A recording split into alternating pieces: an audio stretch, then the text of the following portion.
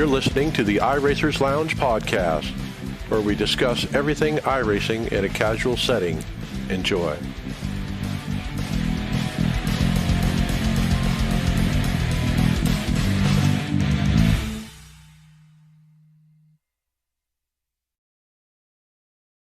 Welcome to the iRacers Lounge. I'm your host, Mike Ellis. iRacers Lounge is a podcast for the iRacer, where we talk all things iRacing in a casual setting. Joining me are the usual characters, Ryan McCubbin. Hey everyone, how you doing? Hey, Greg Hectus. What's up, everybody? Kyle Pendergraft. He's really there. David Hall. I'm here too. And special guest, Greg West. Hey everybody. Hey, so on today's show, we're happy to welcome special guest iRacing associate producer Greg West to the show. We'll delve back into the Mercedes W12 F1 car as the stories and reviews start to come in. And we will show you how you can vote for the best paint job of the year.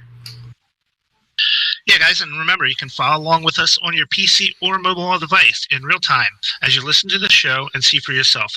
All these great topics and products we'll discuss by visiting iRacersLounge.com and selecting show notes. So we hope to see you there. Sim Coaches offers the realistic sim racing equipment you need to win more races online. It is designed for real racers.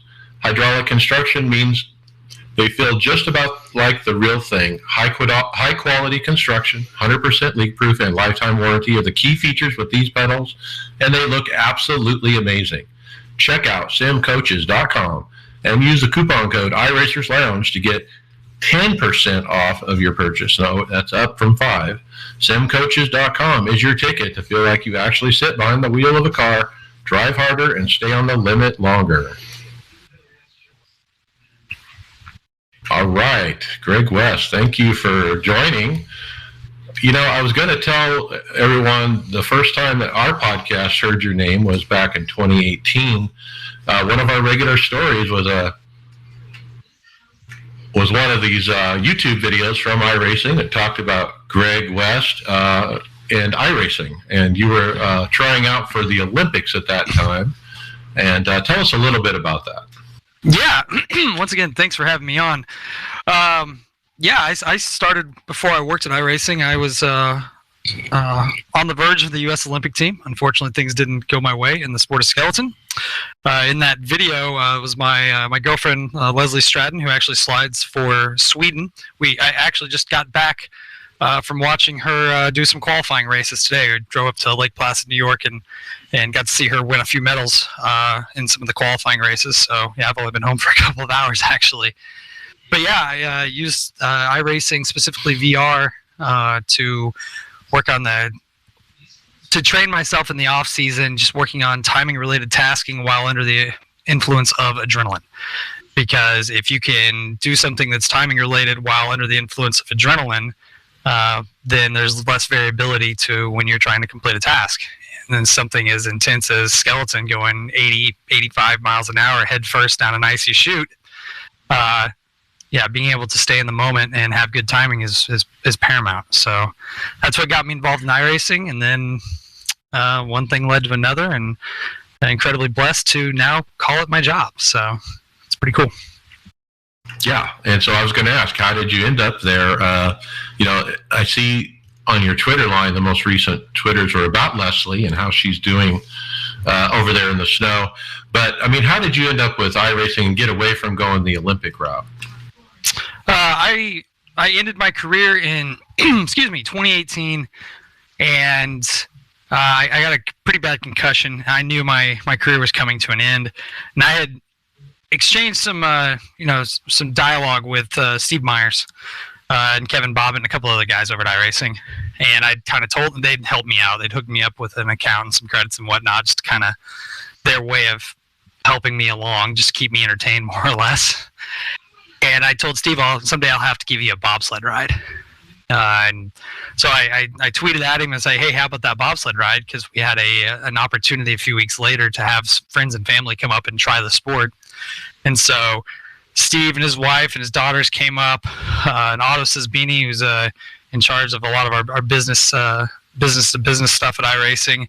His wife and his son came up, and Leslie and I kind of showed him around for the weekend, got him in a bobsled, got him on skeleton sleds actually, and hopefully showed him a pretty good time. And I think they hired me because they liked Leslie actually. That's my story. I'm sticking to it. But yeah, they brought me into the marketing department, and then that during COVID, of course,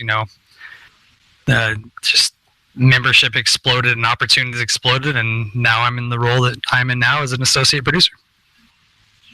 That's awesome. So first of all, I bet Steve was pretty fast because of the weight, right? No, just kidding. And then Leslie is a star, so obviously she had to close the deal, right? Yeah, Leslie's the secret to everything. She makes things happen. So I'm sure she hears this. She's just gonna smile like, yeah, that's about right. Okay, so let's talk about what's your role at iRacing. And I'm going to preface this by, we say your name a lot on our show because you're a source of information. And I want you to tell us why you're the source. We get a lot of information from you, a lot of detailed information. And so you're really involved in the nitty gritty. You're probably like the chief bottle washer or a cat herder. I don't know. I wouldn't call me chief bottle washer, like assistant to the chief bottle washer. Well, iRacing is, what people don't realize about iRacing is we're still a pretty boutique company. There's not hundreds or 1,000 employees or anything like that. I don't even know that we even have quite 100 employees. We're close, but it's a pretty small company, which means everybody wears many hats and everybody's involved. If somebody's missing, or wasn't pulling their weight, it would be readily apparent. So, everybody has a lot on their plate at all times. So, one of the things I do is I manage our forums, moderate our forums. I try to pick my punches in there pretty closely, where and when to give information and where to hold back. That's, one of my big responsibilities. I also manage our group of vehicle production associates. We call our VPAs. They work hand in hand with our vehicle engineers on developing new content as far as the cars go, updating content, BOP, anything car related. They're in their nitty gritty. Those guys, they work their butts off, and they have just a really great group of guys, both the engineers and the VPAs that really put more of their heart and soul into each piece of content on iRacing, not just the new stuff, but updating the catalog as well, than I think anybody could possibly imagine. And it's a privilege to get to work with them. And then I also manage our AI group, the few guys the couple guys that do the day-to-day, whether it's bringing cars onto AI, bringing tracks onto AI. It is quite the process. It is not something that is plug and play on a new car. When we're bringing a car on the AI, there's a lot of blood, sweat, and I won't say tears, but swearing maybe that goes into bringing them on. And then I dabble, help out with the marketing, manage some relationships on the side. I mean, I do a lot of things, as everybody does at iRacing. Everybody does a lot of stuff, and it's never a dull moment. That is for sure. Okay, and so I think you even gone on scans, World Traveler kind of stuff. I've not done scans, but a lot of client relationship stuff. I find myself on airplanes with Kevin Bobbitt a lot, and we've got to. It's once again absolute privilege to go some places. We've been over in Germany multiple times for meetings. I've been over the Nürburgring for Sim Racing Expo. Gotten the opportunity to go on a couple of taxi rides around the Nürburgring. That was pretty cool. But yeah, just. When I travel, it's mostly client relation type stuff. Cool. Well, let's talk World Championship. I mean, we got the Tag Heuer Porsche Super Cup World Championship starting up here shortly. Lots of excitement building there. But I mean, everyone wants to know, with the Mercedes release, is there a plan for the open wheel in 2022? We had the Dallara IR01 that I affectionately refer to as the jet car because you guys forgot to name it. But that was a good championship. And so do you have any idea on what's going to happen in the future? Or is it just too soon? well, going back to the Dallara Championship, anybody that hasn't gone and didn't watch that series live, if you enjoy close racing, you should totally go back on YouTube and check out those videos. That was some of the best racing I've ever seen, whether real life or in sim. Road racing, road races that end with multiple cars within 5 seconds of each other, put on a heck of a good show. I really enjoyed that series a lot, and I found myself wanting to watch it versus, I have to watch this because it's, I like watching all of our series, but that one I felt like I found a ton of joy in watching. Regarding any other open wheel championships in the future, a little too soon to talk about any of that. So, yeah, that's all I got to say there. Okay, well, obviously. With the new car, let's talk about that a little bit. The Mercedes partnership, based on what we've seen, on your podcast, the Downshift podcast, sorry, we heard a great interview from the head guy over at Mercedes about how this car came about in iRacing. Really gave us some insight about the relationship that you guys had, and it really came out with a stunning product. I think it's better than any car you guys put out because of the feedback, the quality feedback that you guys got from them running all the car through their systems and their shop and everything that they do with their drivers. Does this change the approach going forward when you do new cars? Well, I think with any car, we learn a lot. Obviously, there was an absolute ton. We learned with Mercedes. They were amazing to work with. They gave us, once again, ton of data, absolute ton of data, ton of feedback on making the car as realistic of a representation as possible. I don't know that you say it necessarily changes the approach moving forward. It's just more data to use as we are continually refining our product and continually to pushing to make it better and better. Each car we put out, each update we put out, it's not updates just for updates. It's updates to improve the quality of the the sim as a whole, whether it's the physics, whether it's the graphics, whether it's the sound, whether it's the gameplay as a whole. And so this will just be another data point toward that. We worked with them for pretty much during the entire this entire COVID situation, and we've already publicly committed that we're not only building this car with them, but we're going to build the 2022 Challenger, their version of the next gen car. And so there will be, I'm sure, a lot of data exchange during that process as well. But no, it was amazing to have their group as heavily involved as they were during the development of the car, and it's really cool to see. We knew the correlation was really good. I kind of felt bad for a couple of our VPAs. I think Tanner McCullough may have driven approximately 10,000 miles at Silverstone. He was probably, he did the bulk of our tire running. Christian Chandler was in there as well. I think they're probably sick of Silverstone and Barcelona at this point. But we knew the correlation was really good on all the compounds, and then seeing how the community is, I see these side-by-side videos coming out of real world versus the iRacing version of the car, and they're within a couple hundredths of a second. It's just mind-blowing how close it is. Obviously, we're always striving to put out a good piece of content, but I think we are, obviously over the moon pleased with how the W12 came out. Yeah, and then, novice guys like myself, when we get in this car, we don't know what an F1 car is supposed to feel like. We have no idea. But to hear the guys from Mercedes say, this is it. This is as close as it's going to get.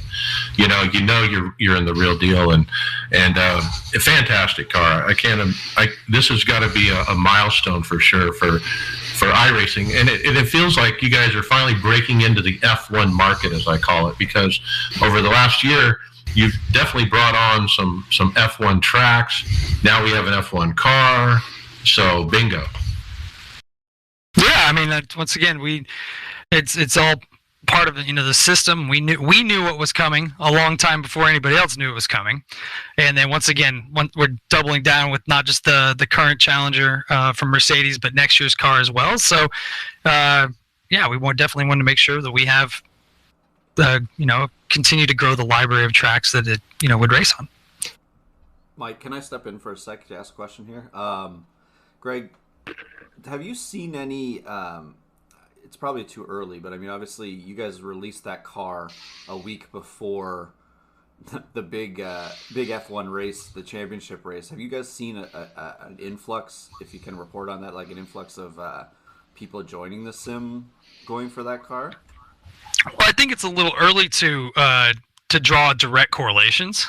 I mean, the car's only been out for a couple of weeks now, but iRacing has just been continuing to grow, and I can say that. And the last 2 weeks have not been an exception on that at all. This release, the December release, is always a big boost to us. It just naturally happens. People are getting new peripherals for Christmas and whatnot, so, and we always have the good sales for Black Friday and through the holiday, so we always see an influx, and this was no exception. But I think it's too early to draw a direct correlation to what was the catalyst for any type of growth.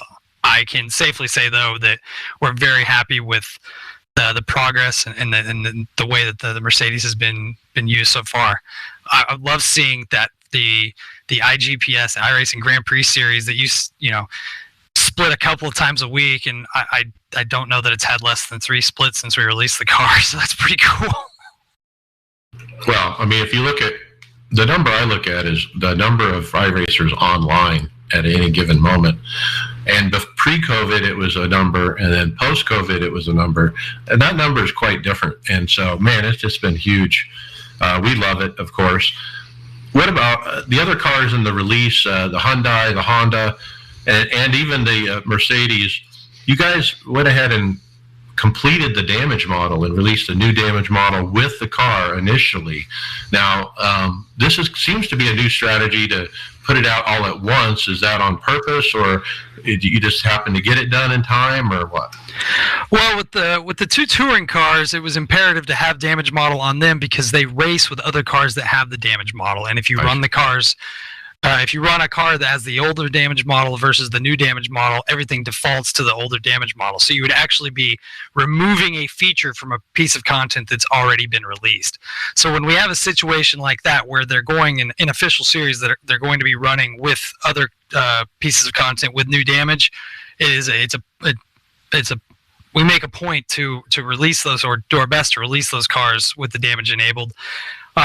And then the Mercedes that's a feather in the cap car. That's a premier car on iRacing, and so we worked our best to have it released with as many features as possible. Unfortunately, we didn't get the AI quite released with it. I can assure you that is heavy in production, and will be released ASAP. I'm not sure when that will be, but I can tell you that the crew is actively working on it. But yeah, having the damage model on it was pretty important, because if you're going to give a bunch of amateurs one of the fastest cars in the world, well, there's going to be some pretty spectacular incidents. So we wanted it to look really good. Absolutely. So, can I jump in? Yes. While we're talking damage model, can you tell us if they are still trying to work on the damage model for, say, the next gen car, or is that something that's has been shifted to the back burner?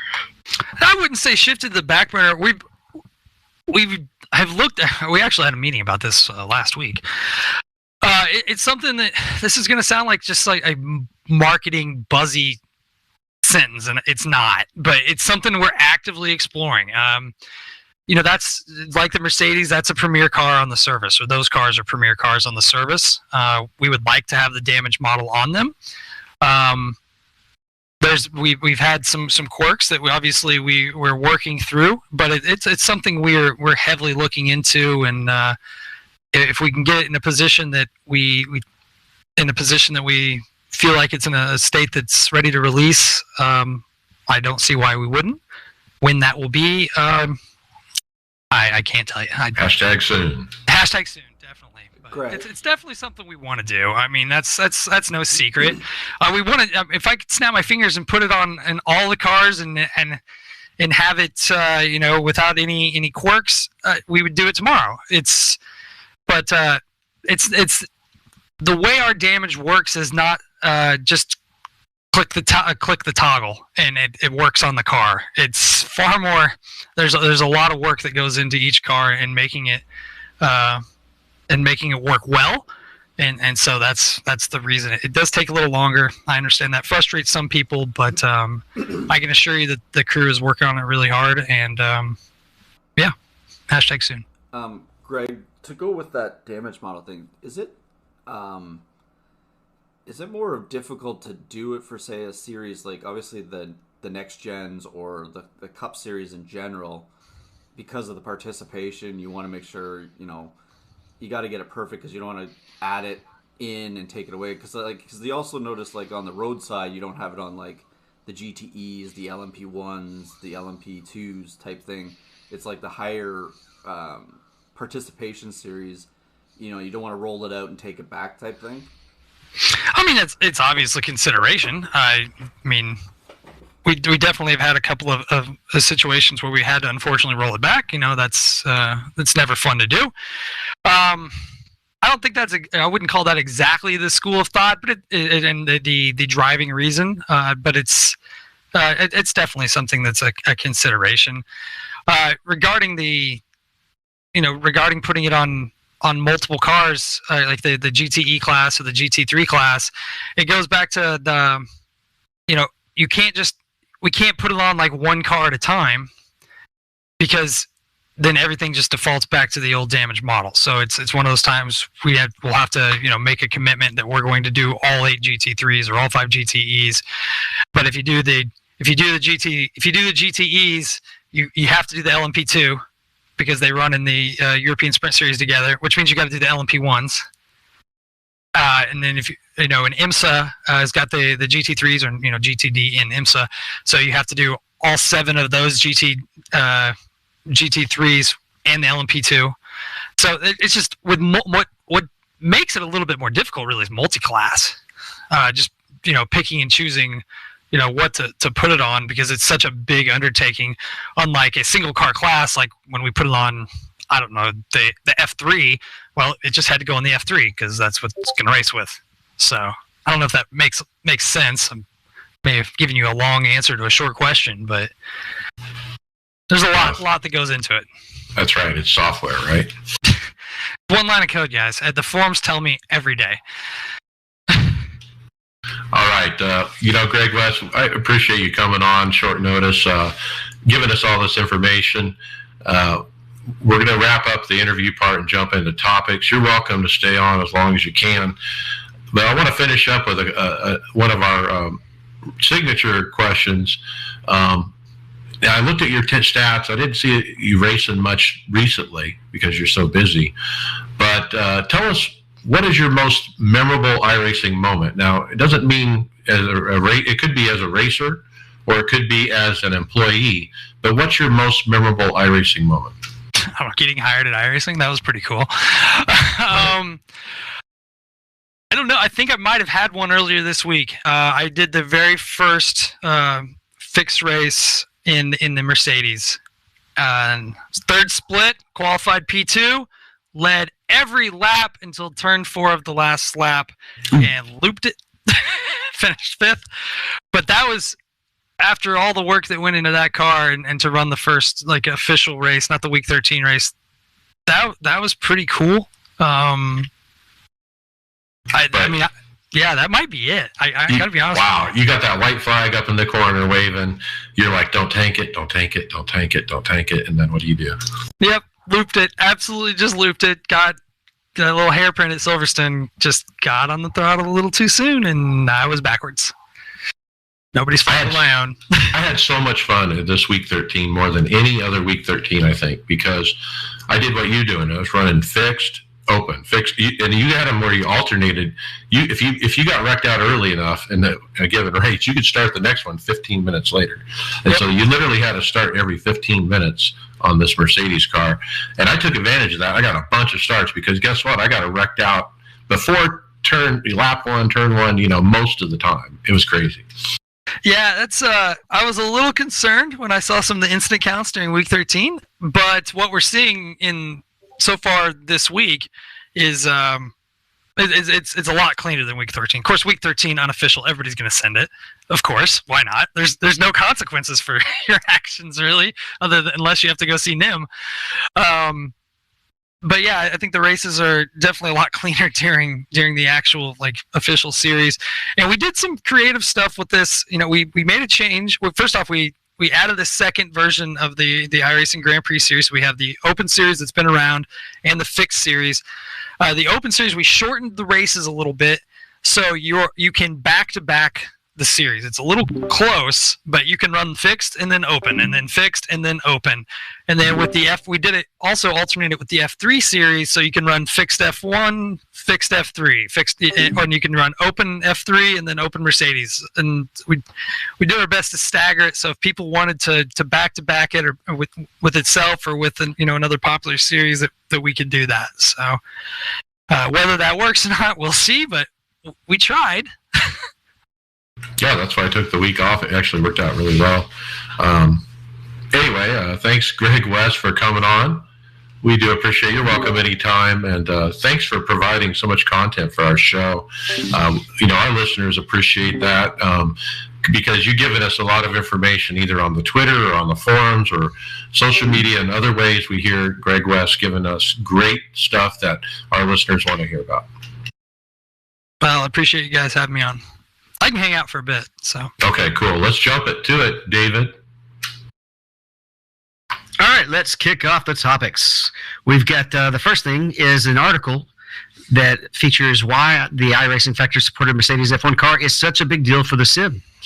It's an article from Car Bible, and they talk about why the car is such a big deal for sim racing, saying that, quote, it's the very first current F1 car released in a true simulator in general.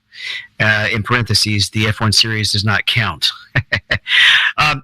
And one of a few F1 cars in sim racing to be developed with the heavy assistance and technical support from the racing team.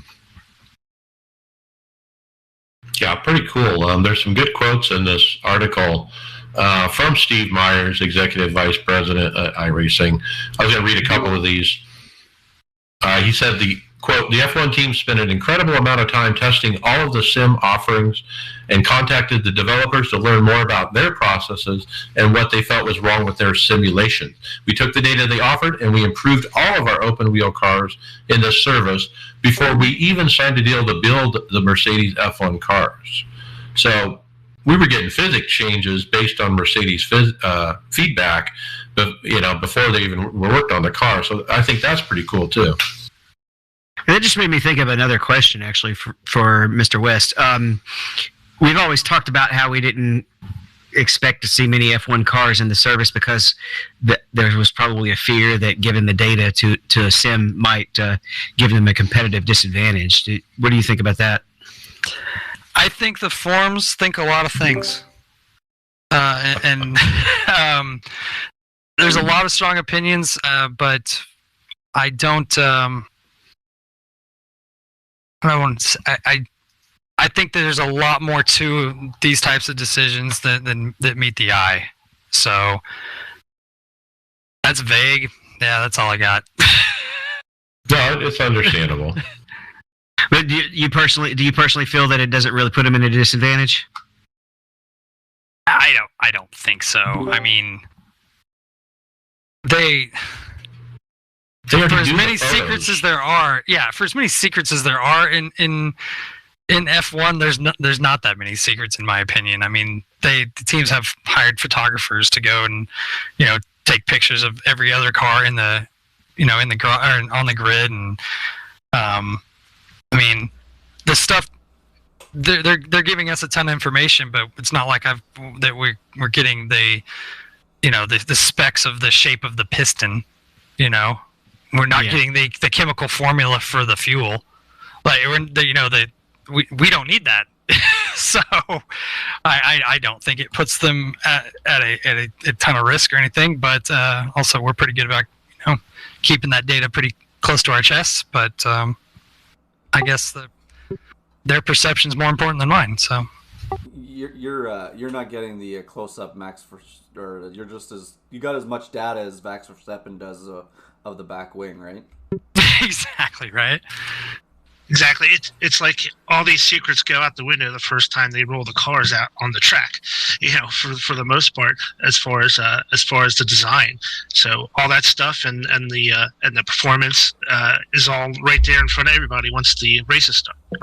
Yeah, they do the same thing in NASCAR as well, right? As soon as somebody figures something out, like back when they used to bend the side skirt out, everybody it tends to spread out throughout the garage pretty quick. The next thing we do have is a video talking about the new F1 car, and it comes from Chris Hayes' channels. And it's about a 4-minute video talking about just how big of a deal this is. He mentioned that he jumped back into iRacing and even tried week 13 for the first time in a while, and is really pleased with the product.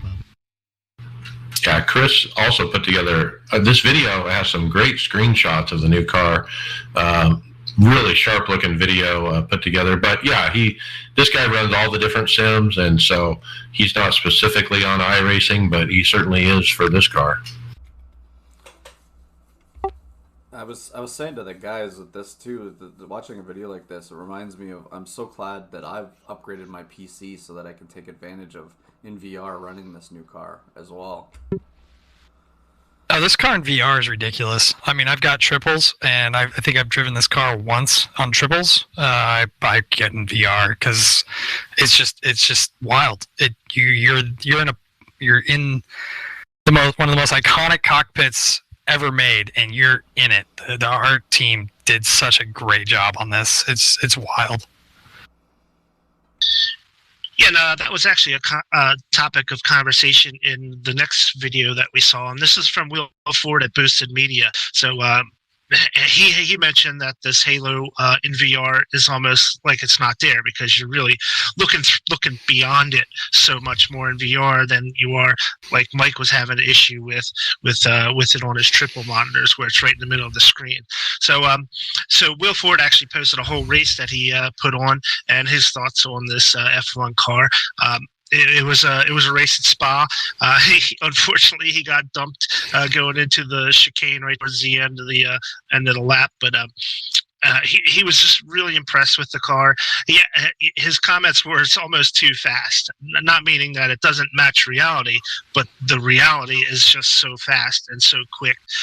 Things just happen so quickly on the track. It's really challenging to drive. But that's part of the fun then, right, isn't it? Well, I think the conclusion I got from Will on this video was, it kind of to paraphrase, is I can drive this car, I don't know if I can race this car. And that's how I felt going around the track. I mean, I could get around the track without crashing, but I'm not fast by any means. I'm like well off pace.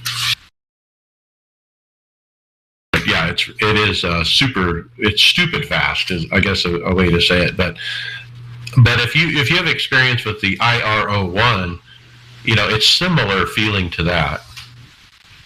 I find it's a lot easier to be able to drive it, especially around a track that you're real familiar with. So like I took it around Watkins Glen, and I felt a ton more comfortable with the car instead of taking it to another track that I'm not as comfortable with. I could really feel a difference in how I was able to drive the car that way. All right, the next video we saw was Bo Albert sim racing. He on his YouTube channel tested the different tire configurations for the new Mercedes W12, and talked about the differences that the tires had on the actual World Championship between Lewis Hamilton and Max Verstappen, but also how the tires behave in iRacing, and he gave examples of shelf life or tire life on the soft, mediums, and hards, and what you could expect and drop off and that kind of thing. So it was really fascinating, especially if you don't know a lot about how the tire compounds work, which I don't, because I don't really follow F1 too close. So it was a learning experience for me anyway as I'm trying to drive this car. Now, here's a question I just thought of watching this video. Greg, is there a thought down the road of making an animated pit crew for this, since the IndyCar and the Cup cars have animated pit crews? Do you think you might try and do that orchestra of trying to figure out how to do that for the F1 car? For just 3 seconds? I have not been a part of any discussion on that. That's not to say that it's not something that's being worked on or not being worked on. But those discussions I'm not in on as far as like cool. The art and the animation and stuff like that. It'd definitely be cool. I have no answer. I'm not even being coy. I just don't know. It's really one of the most impressive things in all of motorsports is how fast those services are. It's just amazing. Well, when I did my first F1 pit stop in this car, and it's telling me to go, and it's like 2.9 seconds. I'm like, wait a minute. I just wasn't ready for it, I guess. Yeah, that's because Mike probably went from driving the 87 car where he can check Twitter and then... Yeah, let's jump up and turn on the fan. Make a bathroom run. Try changing tires on an MX-5.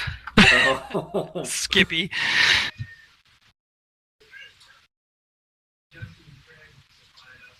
All right, well, let's move on to a different car, different series. We're coming up on the 4th season of the Porsche Tag Heuer Super Cup series, and it's starting on February 5th.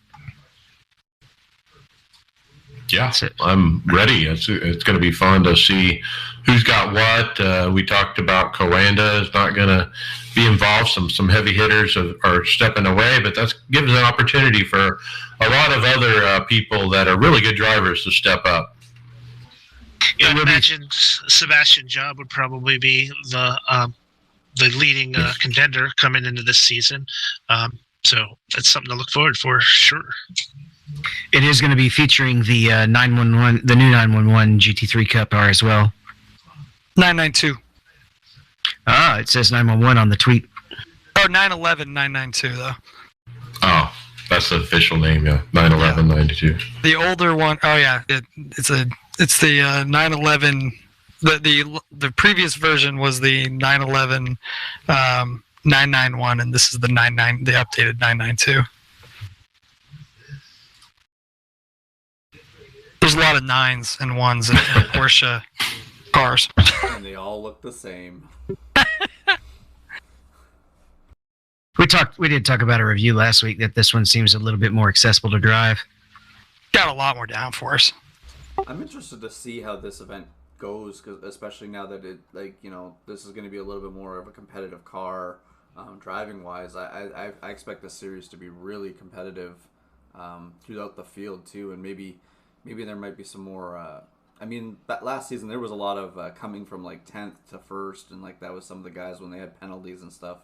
But I'm looking forward to it. Is there another team, Mike? I don't think we've ever seen anything announced here. Was there another team added because Coanda was taken out or took themselves out? I don't know. I haven't seen that yet.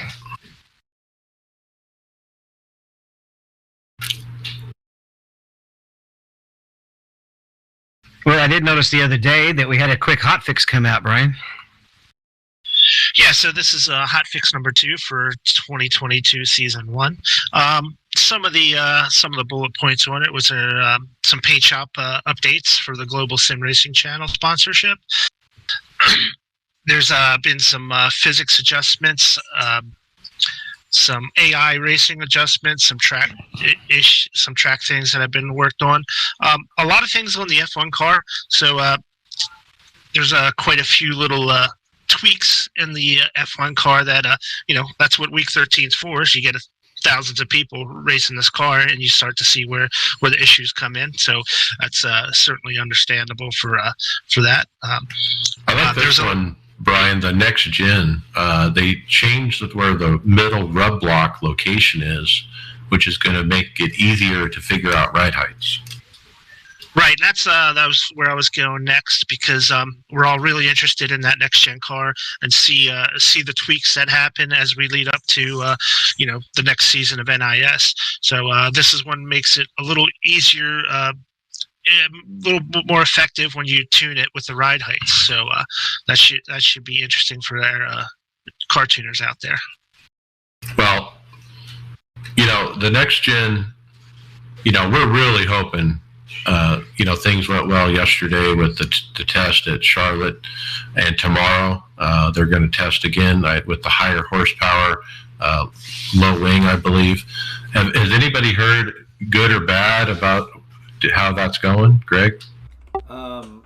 Last I saw, I didn't get a chance to read the actual thing off of NASCAR.com, but from what I could see, what they were talking about yesterday is the census was the car was a lot difficult. They were fine when they were in a pack together.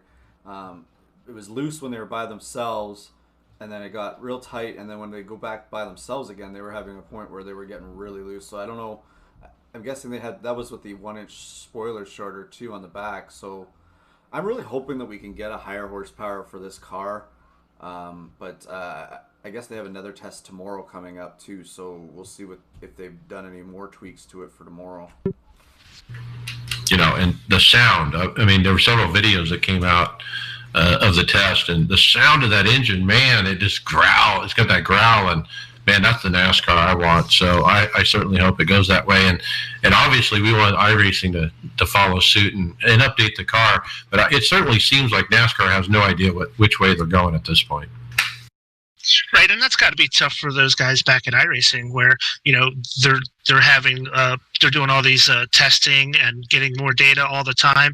They're looking possibly to make tweaks here and there. It's all this kind of stuff that as far as what we want in the race car to be as much like the real one as possible. That it's got to be tough for those guys at iRacing who have to kind of respond to all these different changes. So. It's all hopefully in the goal to have the best racing car possible. Well, they did announce last week that they'll be waiting until we get closer to the season, so they'll be a little more locked into what the package is going to be. I just hope NASCAR comes to their senses and goes with a higher horsepower package. Lower horsepower just doesn't produce good racing. Greg, I was going to ask you too, if you can answer this. I don't know if you can, but when it comes to this part of when NASCAR is designing this car, and then they've got it, and you guys are trying to communicate with them about what the package is there like just some data that they send you or something? Like, how does that communication back and forth translate? If we can ask that question. I mean, without getting into the specifics of it, we obviously have a great relationship with NASCAR, and it seems like they become more and more forthright as we continue to develop the relationship, and they're incredibly open with us on what their plans are and what they're trying, and giving us data. And I think you'll see what is on track this year will be quickly implemented within iRacing as well. So, once again, I apologize for the vague answer.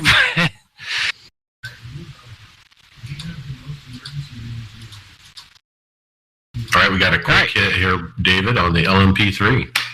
Yeah, and we could hear it straight out of the horse's mouth, so to speak. But the LMP3 rumors, are they on the horizon? Aaron Webb was asking in the forums, and Mr. West right here does respond with, quote, "Sorry, Aaron, but we do not have the LMP in our current production plans." Accurate. And so, Greg, how do you make a few words decision about what you can say and not say? It must be kind of murky waters, right? I guess I just know better than a lot of things. It's experience, right? Yeah. Greg, do you just open up the forums and just shake your head sometimes when you see some of the things that people come up with? I think you could just remove sometimes from that sentence. No, the forums are great. There's some incredibly good ideas that we get out of the forums. There's a lot of bright people in the iRacing service, and that do some really cool stuff with the product. And then sometimes you see some stuff and you're just like, where did you come up with that? That's not Aaron. This thing with the LMP3 and Aaron, there's been rumors about an LMP3 car flying around for way before we even put out the LMP2 car. Aaron just happened to be the one I saw and decided, okay, I'm going to answer this right now and squash it. So, all right. Well, it is nice when you can squash some things just so people can move on and dream about other things. I try to pick my punches. We were saying this in pre-production. I don't always respond to everything. The tagging feature in the forums might be my least favorite feature of it because I get tagged in a lot of questions, and I mean, if I there's just not enough hours in the day to answer all of them. So I try to, when I see something that there's definitely a trend, or I know a lot of people are wanting to know, and we're in a position where we can answer it, we definitely want to answer it. We're as open as we can be given the restrictions we have on on new content and relationships that we have with the people that help us out. But we're not actively just trying to keep secrets just to keep secrets. But no LMP3. Sorry, guys. Okay. Next up, Trading Paints has a NASCAR team, Front Row Motorsports. They have an account over there where they have Front Row Motorsports paints that you can run of their various cars, including the next-gen paint jobs for both their cars. And so if you're interested, you can go over to Trading Paints, search Front Row Motorsports, and then click on those and run those paints. And I was thinking, what a neat idea. I think every NASCAR team should jump on this. So you could go on Trading Paints and run in an official, Hendrix, 24, paint scheme or whatever. You think the teams and the sponsorships might want to do that just so that they have something tied to it, so they can promote more too, right? Why not? There's free gotta be some advertising. value. It's free advertising. It does require you to pay somebody to paint it, probably, when generally fans do a lot of the painting anyway. It's just frowned upon when there's a Red Bull on top of a Mercedes. Ouch, touche. Well, this next Instagram post from iRacing Official is a breathtaking view from Knoxville Racing Circuit, and it's called the Golden Hour, and it's during the sunset, and this person definitely has the HDR turned on. You gotta love that bright HDR stuff. I mean, it makes it so realistic. This is always the time, like this is why David and I, when we're in VR, and Brian, and just the fact that when you're in VR, too, with the sunset, it makes it's so much nicer too when you're racing. But HDR with monitors, I'm sure, is so much. It's just more fidelity, right? Well, it definitely exaggerates the sun and other glowing features. We're supposed to have it off in VR. I think one of us was running it with it on at some point. Was it Greg? Yeah, and it can pretty much wash everything out. 500. Need some sunglasses underneath your headset. That behind the sun, when it was setting behind that one building and going into turn 3, it was bad. And I didn't realize I had it clicked on.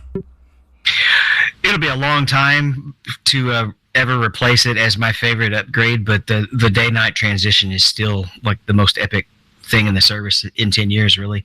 It is. Especially when you're in that 24-hour race and your driving shift is during one of those golden hours. Going into sunset at Sebring when it's actually sunsetting and it's cloudy, it's the best view in the entire service.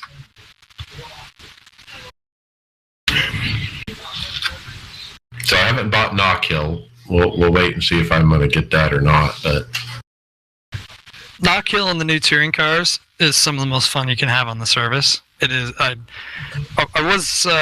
didn't spend a lot of time in the Audi RS3 LMS before for no other reason than I just didn't have a ton of time to. And then throughout the testing of the Honda and the Hyundai, and then also in the process of putting them on AI, spent a lot of time there. And whether you're not going to do it, whether you're going to do it in an official race or not, get those cars and go in AI at Knockhill. It's goofy fun. Like, you'll find yourself smiling, especially in the AI, because they'll get their elbows out, and there's no consequences. So I highly recommend that to anybody. If that doesn't make you smile, I don't think you enjoy racing. Well, oddly enough, those cars are a lot of fun at Watkins Glen. There was a week 13 race, I believe, on Sunday that I did, and just racing around Watkins Glen was a complete blast in those cars. I never thought I'd have as much fun as I did. Kyle, I was just gonna say the same thing. I did. I was practicing at Watkins Glen when on Sunday as well, and those cars. I don't know. There's something about those cars that just makes road racing. I love road racing, but there's something else to them that just seems to be a new level for me when I get behind the wheel of it. It was so awesome that it actually took place on my phone and computer over my girlfriend, so that says something right there.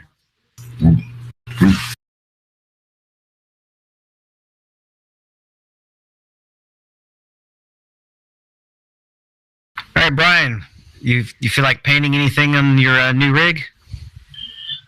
No, but I can tell you if none of my car paints will be in this contest.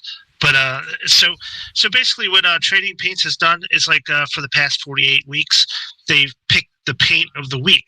So they have 48 different paints of the week, and throughout the month of December, they're going to do a matchup where they whittle that down to the top paint of the year. So basically, if you go on the Twitter page for Trading Paints, you can vote which paint you like the best out of the matchups that are currently going, and so it will determine who has the best 2021 paint. So get out there and vote for your favorites, and it'd be really interesting to see who comes out on top. That Hot Wheels Next Gen Chevy looks really nice with the one in the location of it. It's really done well, and the white rims. Yeah. Even the Cobra Jet Mustang, even having the normal numbers position, it actually looks really nice. Yeah, there's some great paint jobs here to pick from, as far as voting goes. But I love some of these. The Halloween version, I think he called it Groovy Hollow on the Xfinity Mustang. It's orange, but it's got like at the bottom of the car, the background of a cemetery, and then it's got like bats flying, and then it's got the big blood moon or fire moon or something. It's pretty cool.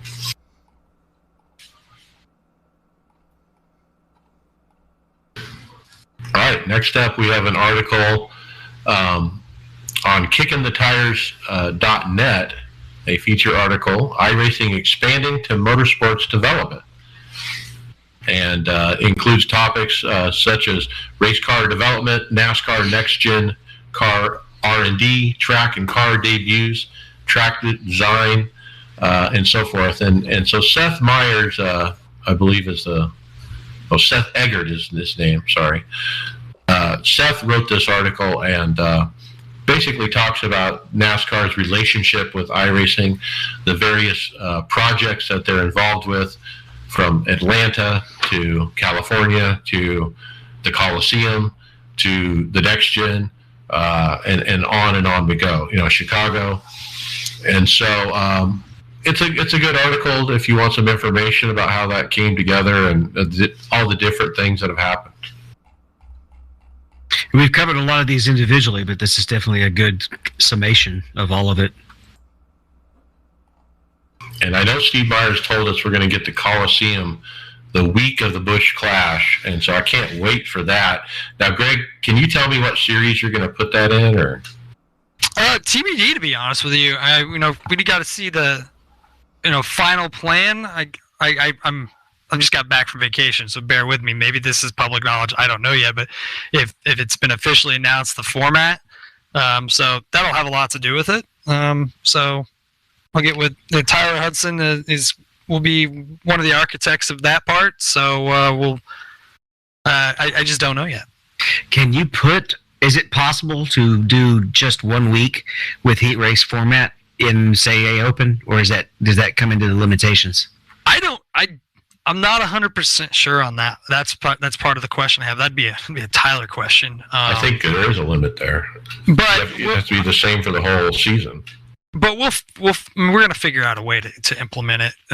Whether it might be a one-off, yeah. Yeah, we might just do it as a pseudo special events, or where it's just there for a week, or we're gonna figure out something to do with it. Obviously, tell you one thing, it's an absolute blast if you like short track racing. Oh my gosh. Now there's a couple quotes in this article that I wanted to bring out. And so let me read one of these here. And this is talking about how they're testing these new tracks I mentioned, California and the Coliseum and whatnot. It said, quote, "What we then do is we schedule a broadcast with NASCAR management where we'll put all of the drivers into different sessions. We typically have at least 2 configurations that we'll test. Our broadcast team connects to it, and it gets beamed down to the Charlotte and Daytona NASCAR offices. All the management sits there, and we're communicating with them real time. We're talking about what they want to see, and we run through all different scenarios, restarts, green flag runs, half of the field on worn tires, half the field on green tires, different pace car speeds. We have a whole script that we go through, that we have all the drivers that taking feedback from us on what NASCAR wants to see." So some cool insight into the process between iRacing and NASCAR as they work on these tracks and just making decisions, like simple decisions at what should the pace car speed be at the Coliseum? That's something that you don't want to guess. We need to figure it out, right?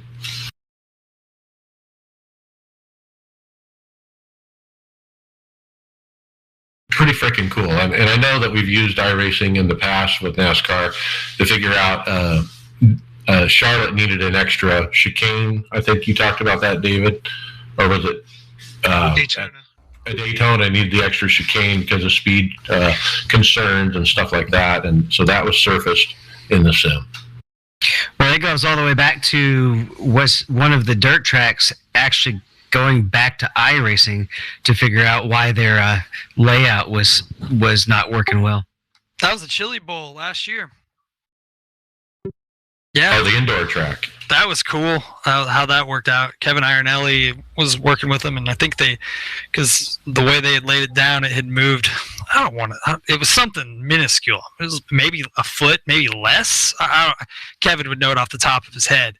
But yeah, they sent what they had versus what we scanned, because we knew it worked well when we scanned it. And sure enough, yeah, geometry was off, and we were able to give them definitive information on what they needed to update to go back to how it was. And yeah, Kevin Ironelli, he does a lot of our scan work and building the base of the track, like the bones of the track that nobody ever sees. But yeah, he saved the day on that go around. I think that was one of our coolest stories to cover, that iRacing is like helping out because of it's kind of like we're preserving the track like you've done with North Wilkesboro and things like that, which are tracks that were done. You can preserve a service, or if they have to go back and revert to something, you can kind of help them with measurements. Cool. Yeah, exactly. And that's a track that's basically torn down every year, right, and just rebuilt. So how difficult is it to get exactly like it was the year before without some kind of blueprint plan that iRacing could provide? So yeah, it's really amazing. And so I just wanted to wrap up on this article, David. So the article, in summary, talks about how iRacing has really gotten involved in real motorsports as far as track development, car development. You look at how the next gen has gone. I mean, how valuable has it been for NASCAR to have iRacers running the next gen car for the last several months, getting that feedback, however negative it may have been, but it's still feedback, and so it's a neat model.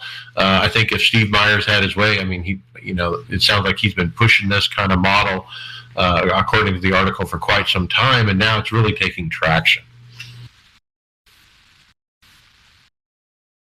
The next thing we have is a poll. It looks like it was actually on the iRacing's Facebook page. And the question is, what's your favorite rookie car? And I'm just going to kick this off with a write-in candidate and say the Legends car.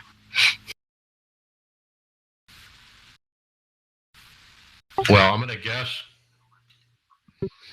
New this season, the true rookie Legends car that has slightly less power got brought back. That's the rookie car from Legends. If you haven't had a chance to go try it.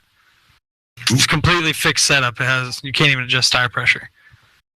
Yeah, that's what I ran when I first started. There was no street stock, and so you started with a rookie Legends. Couldn't change the set, and it was all the little tracks like the Charlotte Legends track, and you really had to learn how to short track race first.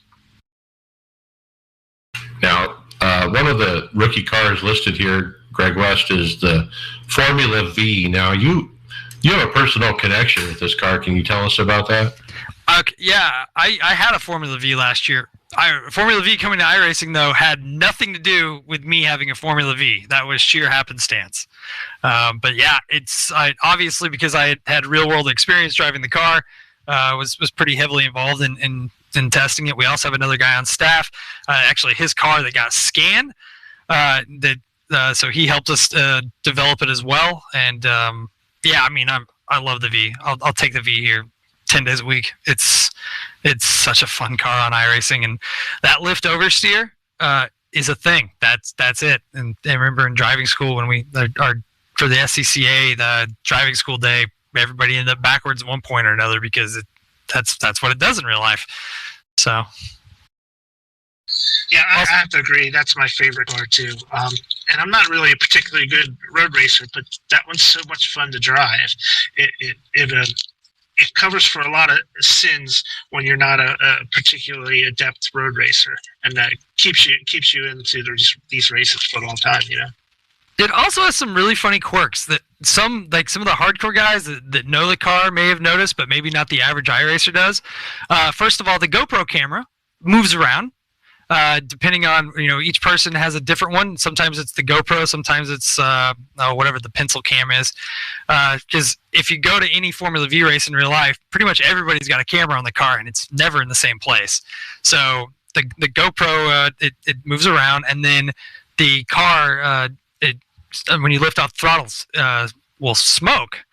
And different cars will smoke different amounts, which is realistic. It's graphical only in iRacing, has no impact on performance at all, but it just adds to the realistic feel of the race. I remember having to, if you were, especially at the start of the race, after like lap 2, you're pulling a tear off because you have grease on your visor from the car in front of you smoking, especially if you're right up their tailpipe. So that's a cool thing that Greg Hill and his art team put into the car. I was probably a little annoying about it, requesting it. I didn't actually think it would happen, and sure enough, he showed it to me a couple days later, and I was like, wow, this is really cool. I think that's the first time that like something out of the blue, like random feature that I requested made it into the sim. So that was pretty cool. Yeah, lots of good rookie cars. I mean, the dirt street stock is fun. I just raced that recently, and I'm really trying to pick up dirt a little bit better. And obviously the rally car, the VW Bug Beetle, running out at Mount Washington this year quite a bit. So I've become very familiar with that car. Dirt Street Stock got a new damage model this build too, so highly recommend that for people to try. That's why out. I was trying it. And then the Pro 2 Lite and the Volkswagen Beetle Lite, those go try them. If you haven't tried our dirt road content in a while, go try those two cars. They're approachable. Well, car and truck, I should say, but they're approachable. They're a lot of fun. They won't cost you anything. They're free cars that race on free tracks. You have nothing to lose. And it doesn't affect your I rating or your oval I rating. Yeah, it's not. I mean, if you haven't tried it, you're probably not protecting your dirt road rating. So go out there and have some fun with them. I mean, they're just goofy fun. Yeah, absolutely. I had fun at the Figure 8 and the Pro 2 trucks, I think it was, in week 13, and just reminded me how fun that truck is.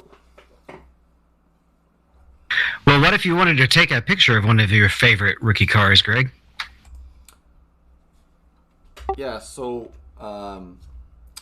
the was it Trax? I guess it's pronounced Traxon webpage, traction.gg, posted real iRacing camera tools, and I kind of looked through this because I think like Kyle and I would be something more interested maybe in this for making taking better pictures on iRacing and sometimes of the video. It's just an article on suggestions of this person's personal suggestions on making better pictures for screenshots and things like that, and using everything you need turned on graphics wise.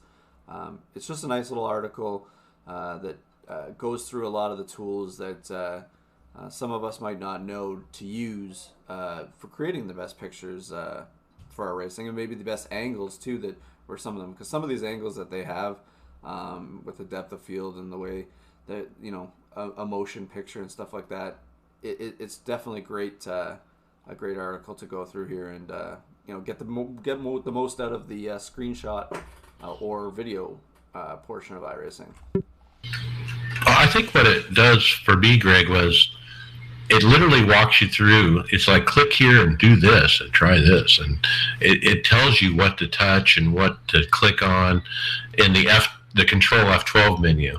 Like it says, once you're in a good spot, it's time to use zoom or static FOV to close in on that subject. Use the aperture, and you'll get that DOF effect in play, and so on. And it tells you exactly what to do and try as you go through it. So if you're a novice and you're trying to learn, I mean, this article literally will give you a guide to walk through, and you just kind of click on what it tells you. And I think you'll pick something up if you went through the exercise. Yeah, I went through the other night and was messing with this after reading through the article and whatnot, and I could see the improvements that it made on just the picture quality and just the sharpness of it. Really made a big difference. That's actually where I did the touring cars, and that's where I did the pictures of, and it turned out really good compared to what it would be if you didn't go through these settings. I was just going to ask. It tells you like the blur or the motion blur, how to do that. Yeah, exactly.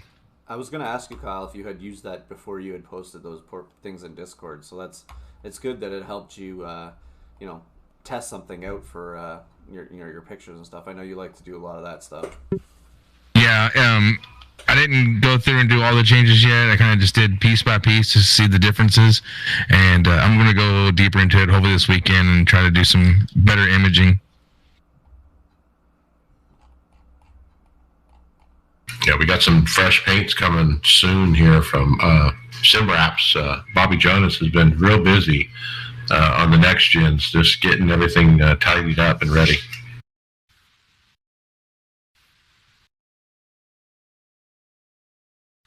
World of Outlaws, week 5.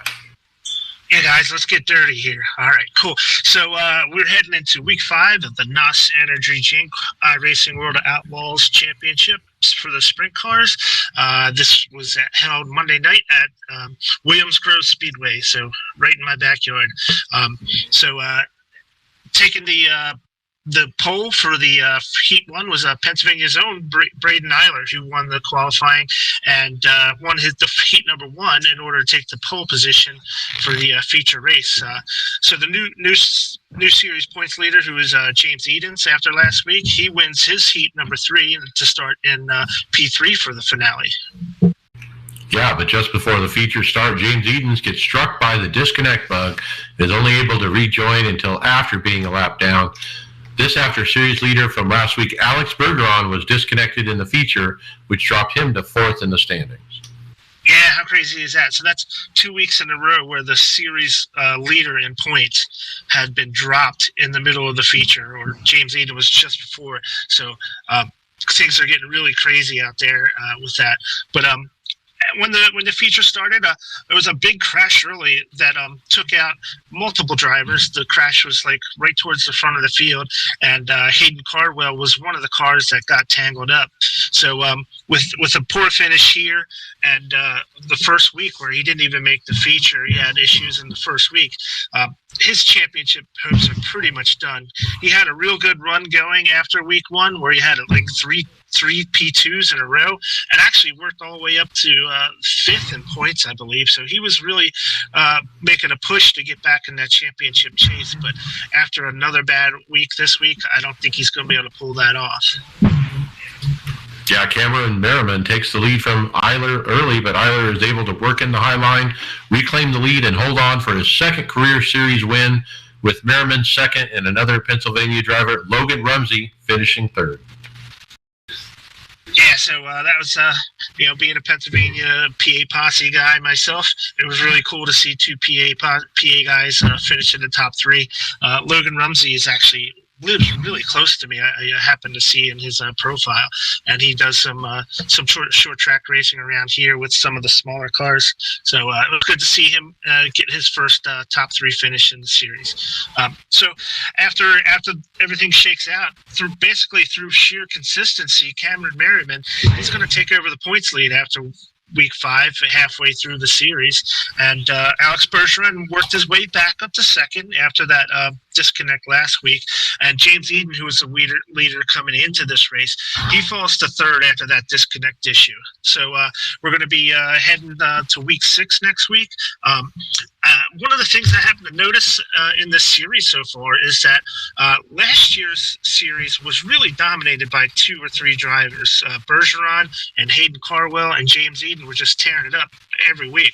But this year we've seen a lot of different winners. James Eden was the only one who won multiple times. Bergeron and Hayden Carwell, neither of those got wins this year so far. So we're seeing, this series is getting more and more competitive. More guys are getting into it. Some of the World of Outlaw late model guys have gotten in this year and had a couple of wins. So, man, it's going to be a really great finish to this season. You can just see that it's just going to be coming down to the wire for sure. Right now, there's still like about 5 or 6 cars that are really in contention. It's going to be a great series to keep your eyes on for the rest of the year. Yeah, good stuff for sure. Let's jump into current events, event list. This is Save the Date. iRacers Lounge and the Aftermath are going to host a New Year's Eve race or races. So New Year's Eve, come hang out with us, and we'll run some fun races. We'll check out the iRacers Lounge Discord. Races will start around 8 p.m. Eastern that night. Next event. Oh, go ahead. There's going to be some more information coming up. The guys from the Aftermath, Tony Rochette, he did this event last year, and he just wants to expand on it. So it was a lot of fun last year for everybody who made it. So keep your eyes out, and I'm sure we'll go over some more details as the date approaches. As we get into the winter, there's definitely a lot of events that'll be popping up to prepare for the 24-hour. Here's one of them. Yeah, it's the Endometriosis and Revolution Sim Racing 24 Hours of Daytona Endurance Race. It's going to be held on iRacing, obviously, on Saturday, January 22nd. It starts at 2 p.m. And there's not a whole lot of details on our site, but let's take a look on theirs.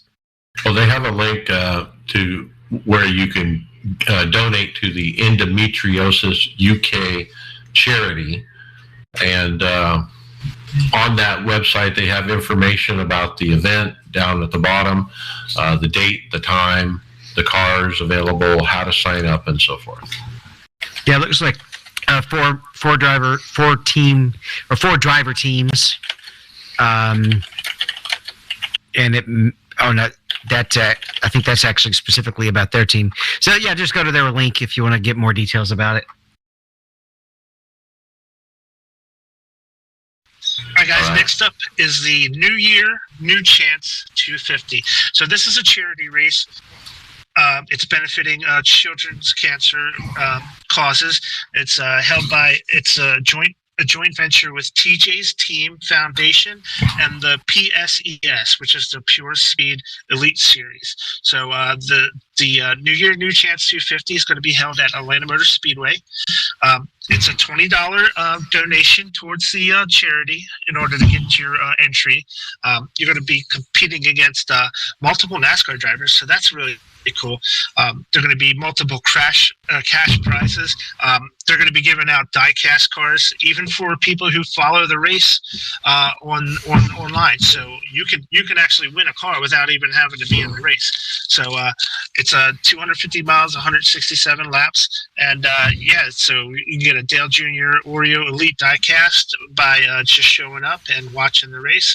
So all goes to a great cause, of course. That's going to be held on Saturday, January 22nd at 7 p.m. Eastern Time. Yeah, and this one is they're going to have access to a lot of the upper level drivers, because I came across this event actually on the Monday Night Racing Discord, and they shot me the rest of the details so that we could present it on the show. So this says TJ's team. That's not TJ Majors, is it? The Foundation. Not sure. I'll ask. Find that out, but I'm curious. It would make sense if someone with his pool can probably get the Dale Jr. stuff that they're giving away, and some of the drivers to join along. Well, Dale's in that league, so. So is TJ. Yeah. Let's keep moving. The next event was the 10th annual Winstel 400. This is January 16th. We've talked about this one already, and so check that out. It's the 10th annual. It used to be called the I've Got Balls 400. It's the biggest and longest running event at the old Daytona on iRacing. They're going to be broadcast. They're going to have a sponsor. They're going to have a total purse of $1,250 and no entry fee. You do have to sign up, and the link is on the forums. And hot off the press, that is not TJ Majors. It's Travis, or it's a different guy. Travis Jr.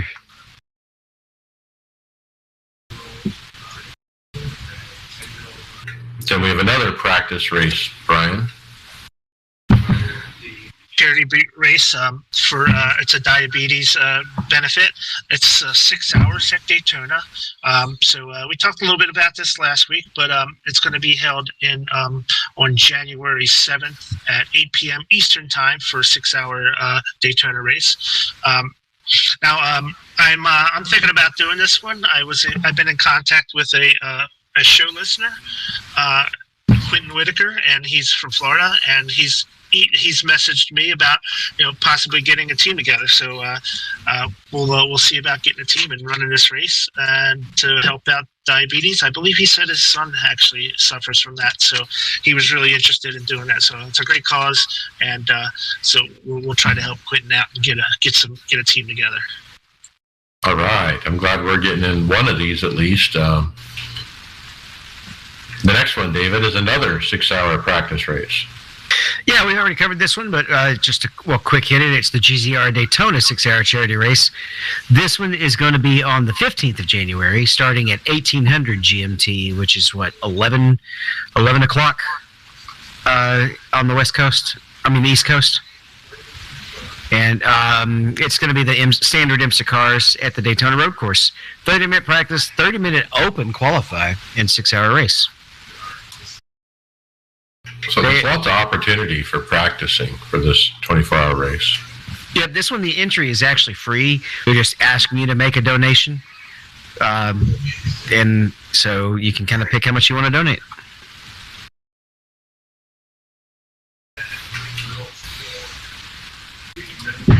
Okay, next is podcast housekeeping notes. Don't forget the Aftermath podcast. What happened last time there, Kyle? I think you were on the show. We actually ended up having the guys from Everyday iRacers on, and we kind of just was back and forth picking each other's brains and just kind of getting to know each other and having a good time. Yeah, it was a good listen. Get out there and get that podcast called The Aftermath. Don't forget the website. It's iRacersLounge.com, and we are on the Performance Motorsports Network.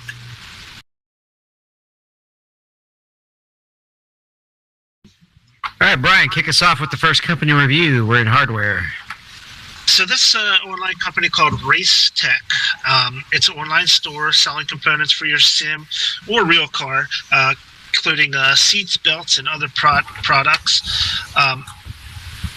So they have a variety of racing seats, the real world racing seats that you can obviously use in your rigs if you want to get the real deal in your rig. So there's also racing harnesses. All these products are used for real racing, but also are really cool to have in your sim as well. They do have a section for simulator stuff. They have some chassis that you can look at. Some other accessories like seat mounting brackets, seat glides, and some other mounting systems for peripherals. So quite a few different things to check out at racetech.usa.com, and you can see what they have to offer. Now the sim is $800, and it's like sheet metal, and probably a stiff sheet metal. But it's kind of a pedestal look for the wheel up, where the wheel and the monitor go. Yeah, I didn't get that that rig that you're looking at is an outside manufacturer. Like they're just reselling, selling somebody. They're just putting their name on it. So, but it's got their logo on it, right? Yeah, exactly. So I think it is their rig. I don't know, for $800, don't know. But yeah, there's another source. Check it out. I mean, seats. I initially found these guys because they have seats, but if you look at the seats, these are racing seats that cost several $1,000s. And so you obviously don't need something like that on a sim rig, but with the way shortages are, you need options. All right, the next hardware we have is a new pedal system. It looks like we got more hydraulics coming in to the field. These are coming soon. In fact, the release date is March 12th, 2000. Well, it says March 12th, 2021. We're kind of past that, aren't we? Yeah, I think they mean 2022, though. All right, so 2022 maybe. I make that mistake all the time, especially when we cross into the New Year's. What's interesting about this is it is hydraulic, but it's got a new, a mini cylinder that they're going to use. Yeah, it is pretty tiny, and it looks like it's on all the pedals. Yeah, they're calling it a compact master cylinder. And you can buy those separately on their website. You can buy the cylinder, compact master cylinder for 68 pounds. And it looks like the pedals, they also show new arrival, $595. Those aren't the same ones in the picture, though. So I think the ones on the Instagram are something that, like you said, they're coming in March. They're just putting out a tease. They look very difficult to mount. I mean, look at how they mount to the ground. I mean,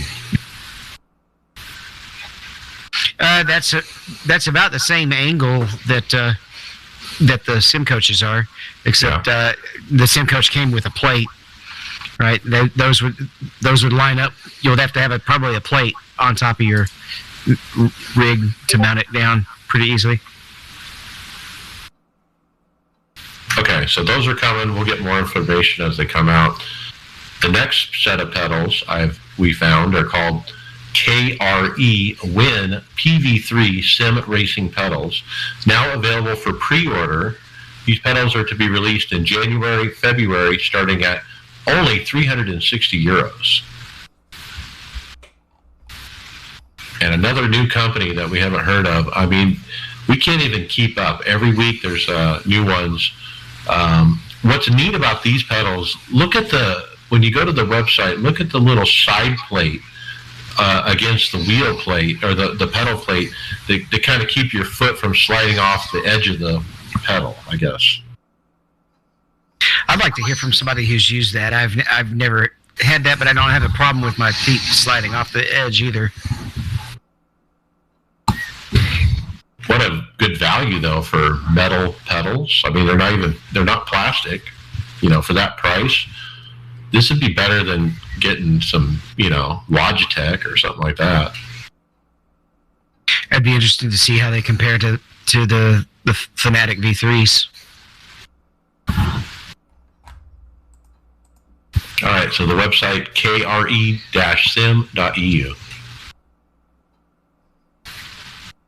Brian, you got the next one because you're the motion guy. Yeah, this is sent in by Eric Whiting, who's a listener and an OBRL member. How's it going, Eric? This is the DIY Mega, which is a platform-based 4-actuator motion system, which comes in at $2,650. So $2,600. $2,650 for this system. It's a complete all-in-one system with 4 actuators, and actually, this is the exact system that I purchased for my rig. So, well, actually, it's not exact, because one of the things I wanted to mention is they've made some revisions to it. So one of the revisions that they said that they're using is they're using push and pull for their motion. Those pistons in those actuators are push-pull, as opposed to the ones I have, which are rotational. So it's a rotational spin that gets transitioned to a up and down movement. And these look like they're a direct push-pull, and it's supposed to give a little bit more smoother and faster and precise motion in your rig. So that's a new addition to that a DIY Mega Plus. So pretty cool there. Again, it comes with all the Thanos controllers that you need and the MIGE motors. So it's pretty close to plug and play as far as motion goes, and probably as affordable as you're going to get for motion platform movement systems. So, that's what I was going to say. $2,650 for a D-box style motion system. That's absolutely insane price.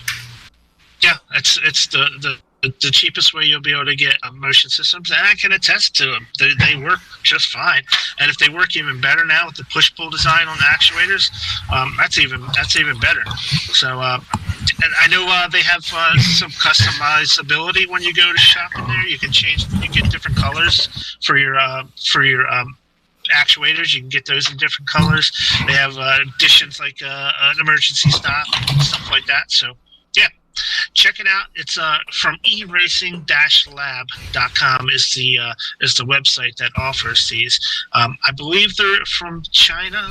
I can't remember when I got them, but they were definitely from the Far East. So the shipping is a serious concern. They're not. It's not a cheap item to ship, obviously. So it does add quite a bit to the price. But still, even with that shipping price, you're going to probably be paying that no matter where you get it from. It's still got to be the most affordable way to get a full platform motion. Pretty cool. Like that update as well. All right, I'll take the next one. Every week, it seems like we have a Barry Rowland post, and here's another one. He reviewed the Studio Hurricane Wind Kit, and I didn't really watch most of the movie except for the review. And you would most of the time when we see the reviews, he has a lot of positive things to say, but he definitely had some criticisms on the quality of the build with this particular product. I mean, Barry's got to be the best guy to test a wind tunnel. At least he's got hair to show in the graphic of what's going on. Like, all of us wouldn't be able to show any of them. Well, I have to defer a little in that I can actually feel the wind blowing my beard around. Yeah, so it's not always roses, like you said. He talked about how much volume these things are putting out. And the fan was not completely taut, and on the inside it would rattle. Right, noise. So the next item is a review of SimLab Vario Visa mount review. This one was on the SimPit YouTube channel, and this one I did not get to watch. Did you, Mike? I didn't, but guess what? I own this, and so I'll tell you what I think about these. These things are awesome. if you're going to get triple monitors, spend the extra money and buy this from SimLabs. It's called Vario Visa mounts, and they make the monitor stick out another almost an inch more than usual, but it's worth it because these are like quick disconnect monitors. I can unplug the power in the HDMI. I can lift it about an inch, and the whole thing comes right off. So it's sitting in there by gravity. There's a bar that slides into a groove. Now, the beauty of these things is the adjustability. So once you put the bar into the groove, there's tiny little set screws that you can use a tool to move them, to fine tune it, to move it left, right, up, down, in, out. And so basically you get it close with the triple monitor mount, and then you use these mounts to fine tune it, to close those gaps. You might see a tiny little gap in between your monitor. This allows you to close that gap. You can move it in just a millimeter if you wanted to. And so it's very fine tunable. Awesome stuff. And thank you, Bobby Jonas, for insisting on me buying these. And I can't imagine trying to line up the monitors without them.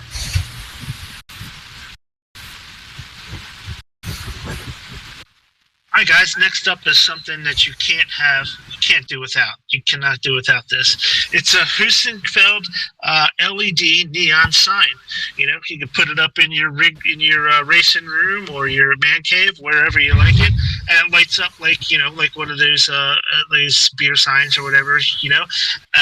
There's a type of fluorescent signs there. It's selling for 131 euros, so it's out of Europe somewhere. But it's really cool. If you need one of those things to brighten up your room, to you know, show your loyalty to your Heusinkfeld pedals or anything, here you go. Go find this here. Pretty cool for decorating your sim cave, you know. If you have those pedals. I mean, I don't. I think we need I think this is a challenge thrown out to Lawrence over at Sim Coaches. We need a Sim Coaches cool LED sign. I'll put it right here on the screen instead of the ASU painting I have up there. I'd swap them out. That bright yellow too. It looks sharp. So this is actually right on Heusinkfelds.com's website in their merchandise shop section. So go check it out.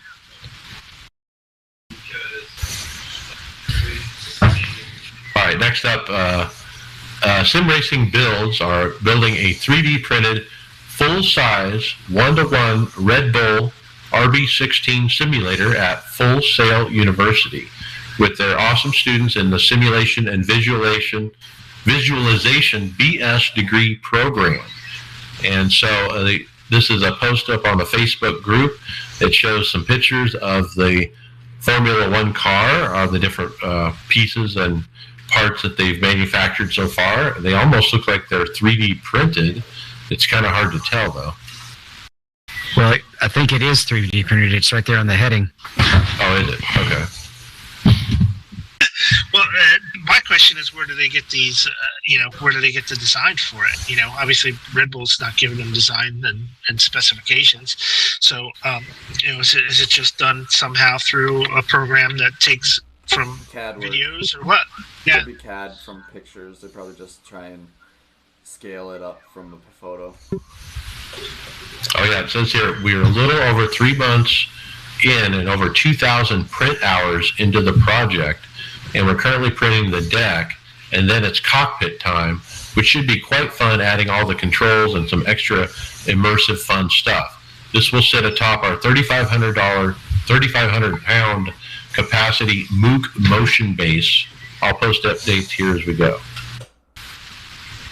This would be a fun thing to follow over the time here, eh, Mike? We got to keep an eye on this one. Yeah, and who ever thought about 3D printing a sim rig? I don't think we've heard that one before. Probably because of the they're gonna need something for rigidity, right? Like we're talking about strength, and 3D printing, you really can't get a lot of strength in unless you have something inside it. It's printed around metal or something like that. And these guys are at a college, and this is obviously a very large 3D printer that they're dealing with because they got some big parts. Yeah, is that the 3D printer in the room behind them? It's like a whole room-sized printer, maybe. Yeah, there's a glass room behind them in the photo that Brian's alluding to, and it's hard to tell, but there's a big piece of equipment right in the middle. It looks like it could be the printer. So this has the potential to be one of the coolest sim rigs ever. If that's what they're doing. Oh, with that, did they actually say they're making a drivable sim rig out of it? They're going to put it on a motion platform too, so it has potential to be one of the coolest sim rigs ever. Well, going from one of the coolest to one of the simplest, the next one we have is actually an in-car sim rig, and we're not talking about buying a shell of a car and just kind of putting your equipment inside it. This is an actual rented car, and he's just got the rig mounted on the dash with the pedals down on the floorboard and a laptop sitting right in front of the windshield.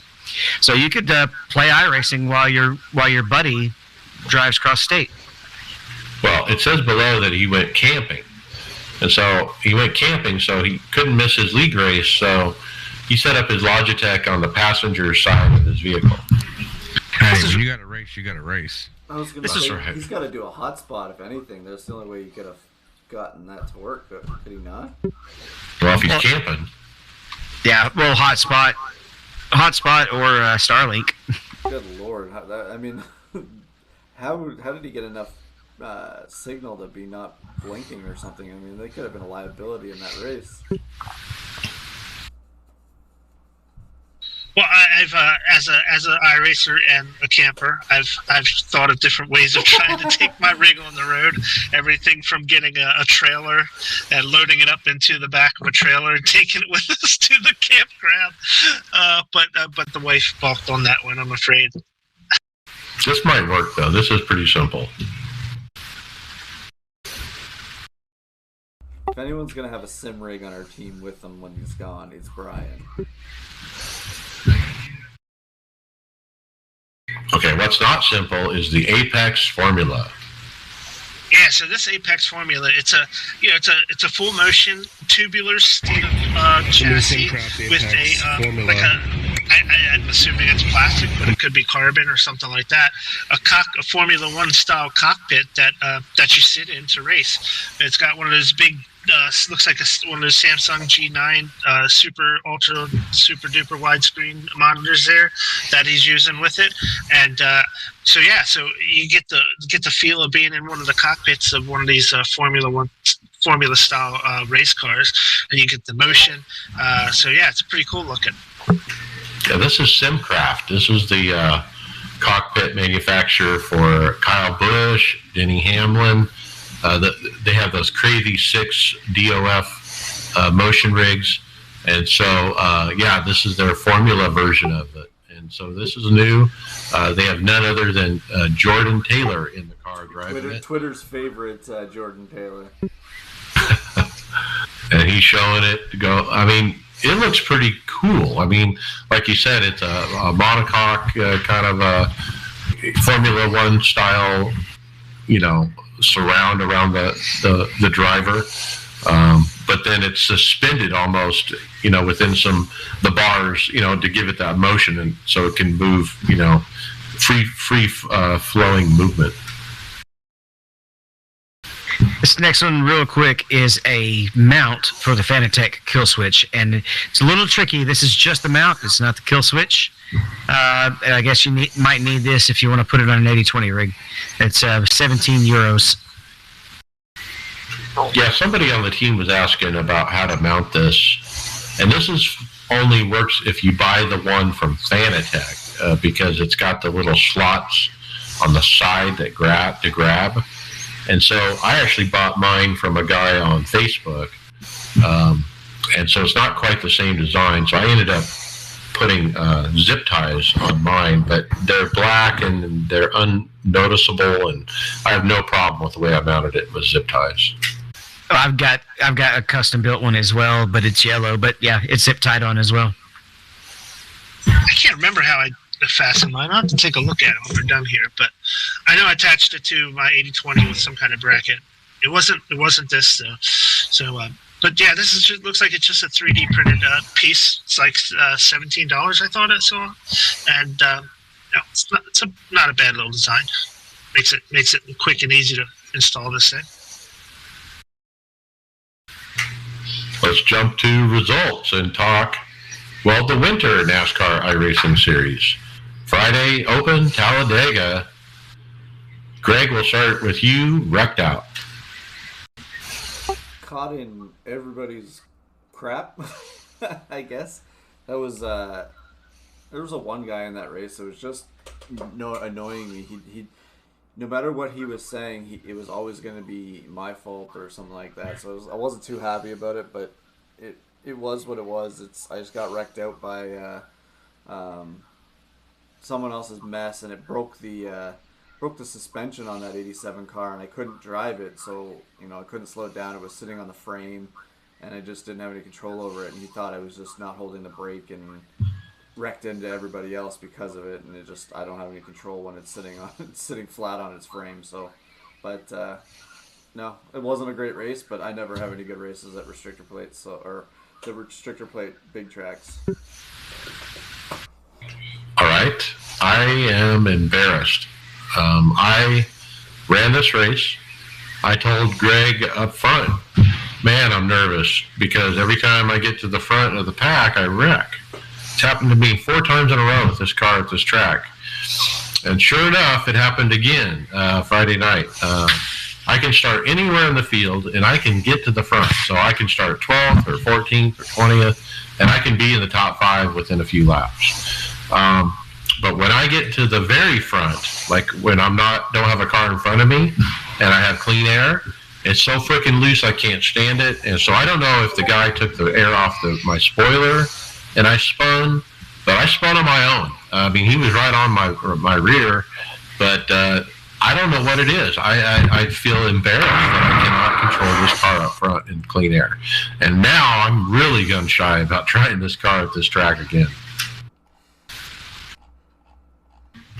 Yeah, you shared the video of that, Mike, and it's exactly how you describe it. As soon as you got to the lead, you were around. It was funny. Oh yeah, and I was dicing it getting to the lead. I mean, I was slicing and dicing and making moves, and I could run. I love running this car at that track, but when I get to that front, I don't know what happens. I just lose it. It's weird.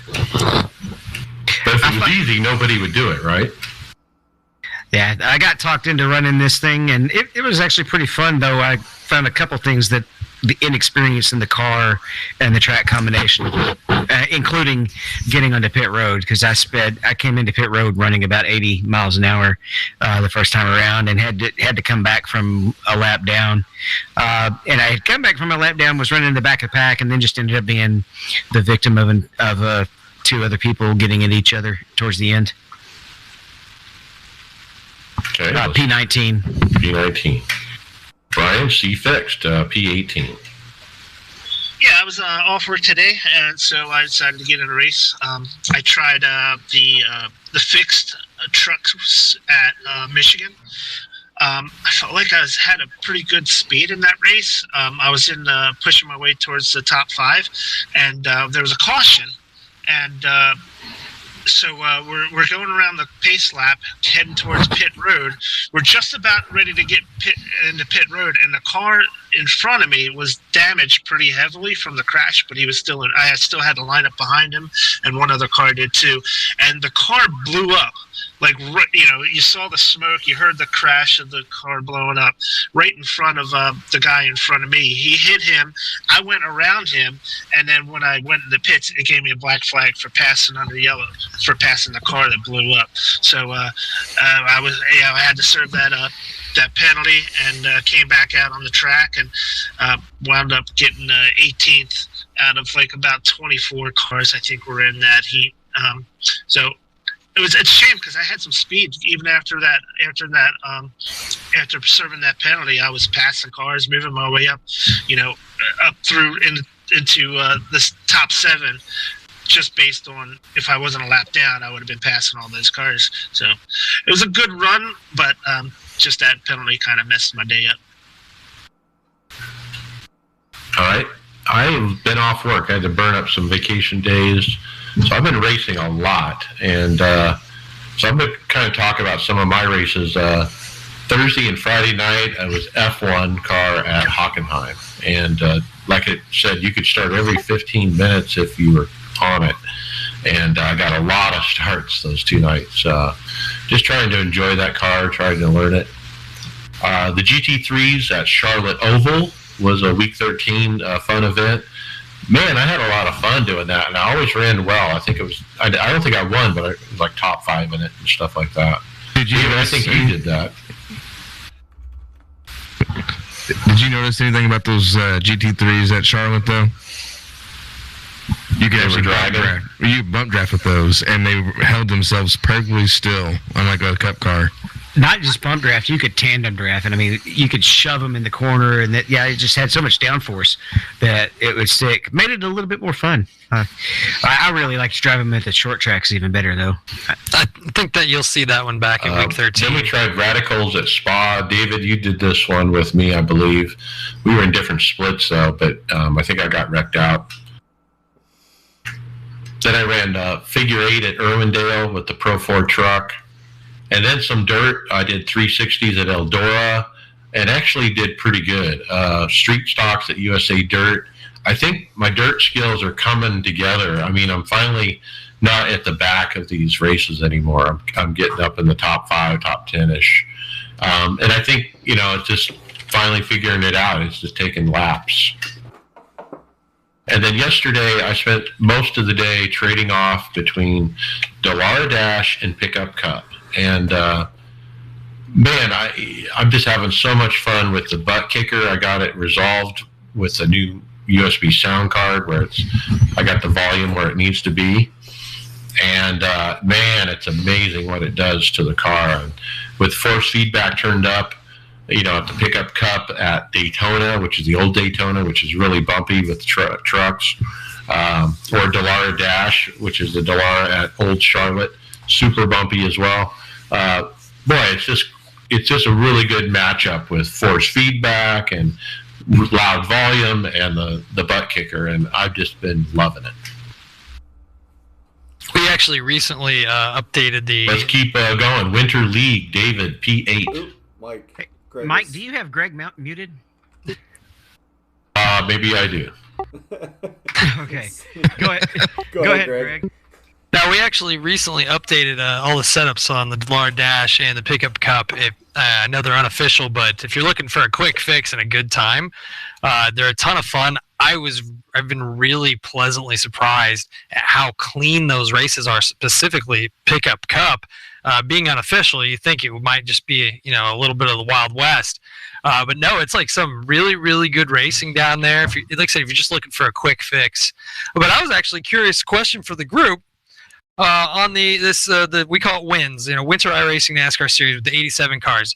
Do you guys like this? What are your thoughts on it? It needs to be an NIS series. Well, I think No, an A series. I like the winter idea.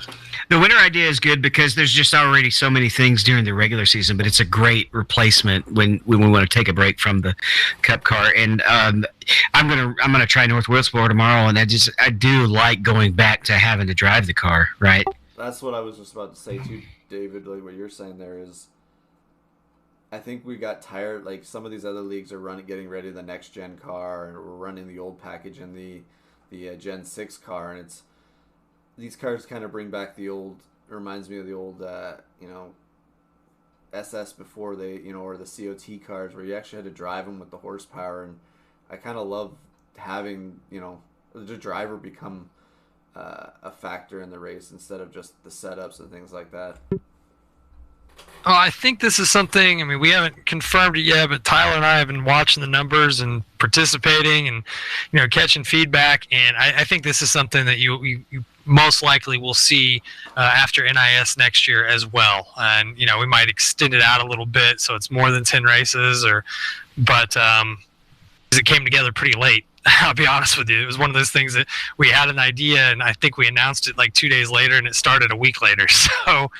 But yeah, it seems like people are enjoying it, and it's good to hear the feedback, and it's a nice change of pace from NIS. So I think it's been a really good move to push the participation in that car as well, because right, you had a series that was set up for it, but it probably didn't take off as much as it could have after that initial newness wore off.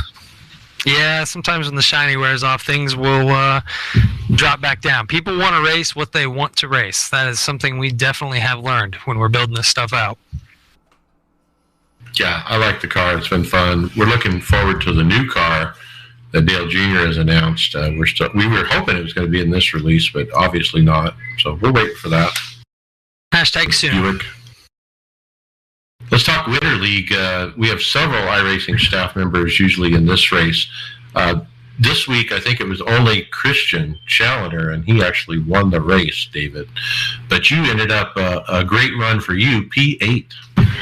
Yeah, after the start to the season, I've had 2 good runs in a row. I think finally getting out of the real serious unlucky streak I had. I was good on the long run here, and was fighting for P5, made a mistake on the last lap. I was trying to duck in behind AJ Stravato. I got a run on him, but didn't quite get it cleared, so he was getting back around me on the outside. Here come 2 other cars, and I tried to tuck in behind him and hit his bumper and knocked him loose, and it cost him 2 spots, and I don't know if I would have saved the 2 spots or not, but I immediately apologized. When you make a mistake, it happens. Fortunately, it was a small mistake and not gigantic, but it's nice to be competitive up there in that tough league. Yep. I ended up a lap down. I think it was P22. I was in Lucky Dog spot forever and just couldn't get it. And so just brought it home. I couldn't keep the tires under me, even though I tried. All right, let's move on to Saturday night, the Sim 500 Esports Racing League Throwback ARCA Series at Atlanta. And it was me and Chris Scales. And Chris, he got doored and ended up laps down. I ended up P2. I couldn't believe it. My best run in the league, and it was the last event for the season for that league. It was caution at lap 20 out of 80 laps, and me and a guy named Hamish Gallagher pitted for our only set of tires. And then it went green from there for 60 to go. I was good to go on fuel by about 1.5 laps, but I couldn't catch Hamish. But it was still a great finish for me after my embarrassment the night before. So, and so after Reckon taking the lead in the '87 Winter NIS series, it was nice to finish P2 in the ARCA car at Atlanta, just to show that I do know how to drive these cars. OBRL ARCA, Brian. Yeah, so OBRL ARCA Series was at North Wilkesboro Monday night. So it was a 200-lap race, and I should have went with my gut. An early caution came out at like around 100 lap 30. And before the race, I actually did a lot of practice. I did a full fuel run, and it was 180 laps. So none of the cars in front of me, I was like in the top 5 or 6. None of the cars in front of me pitted, even though I knew from my practice that I I could finish that race on the next tank of fuel that I got. So I stayed out and wound up self-spinning at one point and falling to the back of the field. But, I was fast enough to work my way up to P9 without any cautions after that. So actually had some good speed. I think if I followed my gut and pitted early, because the winner of the race actually was somebody who did pit after lap 30. It stayed green from 30 all the way to the end. and everybody else had a stop to do, and he just stayed out and took the win. So not too bad. I feel bad that I spun, but I feel good that I had the speed to keep up with the guys at the top of that race. Well done. All right, OBRL Aftermath Truck Series. It was Dwayne MacArthur in the 83. He wins at Chicago. Eddie Jones second, and Tom Black Flag Ogle finishes third. Yeah, and I actually picked up that race last night. I kind of did a Mike Ellis where I didn't really go in early enough to do a whole lot of practice. It was kind of like a spur of the moment decision to race that, and man, I finished fourth place. It was awesome. I've learned from Mike, don't practice. You do better when you don't practice. But no, I had a really good run. I was in the top. I was in fourth place. There was a caution with about 70 laps to go, and everybody got tires. And then I decided that I was going to split that run in half because it was about a 34 laps on the tires. I mean, on the fuel, because we run a limited fuel. So I just split that last 70 laps in half, and the other guys in front of me, the three cars in front of me, wound up pitting as soon as the pit window opened to finish the race. So they pitted, and I stayed out for about 8 laps on my own, and then came back out, and I was about 10 seconds behind them, and I was catching them like crazy because at this point I had 10 lap better tires than they do. You know, their lead went from 9 seconds to I was right on the heels of third place, but by then my tires had worn out. I think because I was racing on my own and I didn't have any draft help. You know, I was probably pushing a little too hard just to make up that time, and by the time I caught the top 3, I just didn't have the tires left to get in one of those podium spots, and I wanted to so bad because I wanted to be on that picture that we post for the aftermath results so bad. But it was an awesome race. It was a really good time. Great run for sure. Those races are hard to get a top 5 in, but all right. And then Kyle, iRacing iRock Challenge Series Season 4. Yeah, tonight we're going to the Last Great Coliseum. We're going to be running Bristol tonight in race number 4 of the 27 race series. Actually, it's 26. One is the also race. Find us tonight on PTM Racing on Facebook. If you can't make the live, they do rebroadcast it on the YouTube within hours of the race ending. So if you need to, check it out there. Come watch us have a little bit of fun. Yeah, and I'm going to be running tonight the Man Cave After Dark Truck Series, and that's going to be at Kentucky, so I'm looking forward to that. All right, and with that, let's jump to final thoughts. Brian McCubbin. So I just want to talk a little bit more about that race I had last night in the ARCA trucks. I mean, in the trucks, and it's something that, you know, the pitch strategy. Think, you know, as I'm racing and thinking about the pitch strategy, those guys pit, and I'm thinking what I should do next. You know, it's a strategical game, and I don't think people who aren't race fans, who just think cars go in circles for 3 hours, they don't understand this part of what we do. You know, it's so much more mental than people give it credit for, who aren't real race fans and don't understand the intricacies of this sport. So you know, I encourage people who don't understand racing, and when I tell them what I do and what I like, they don't understand it. I try to tell them, you know, how much more there is to racing than just driving the car, and that was kind of one of the things I was thinking about as I was just talking about that race there. Yeah, because you're the crew chief too. I mean, in real racing, you got a crew, you got a team making decisions about when to pit and how many tires and that kind of thing. When you're in iRacing, you don't have that. You're making those calls as the driver, and so you have many hats on. Right, and a lot of those things are things that you think of on the fly. You know, the situation changes, and you have to react to it like right away. You got to figure out what step you take now that somebody else did something. So, yeah, so it's cool, and it's why we all love racing so much. I feel like we're teaching some people that follow Mercedes F1 teams about strategy. And we know how to do it. If we just don't listen to Mike. Yeah. Mike, You can lose races that way too. Mike, were you secretly at that race? Now you guys pick on me about strategy, but you remember I almost won that league race on strategy the other night when I pitted on lap 20 and nobody else did. What is it? A broken clock's always right twice. It goes both ways. All right, Greg Hectus, final thoughts. I'm just looking forward to this weekend.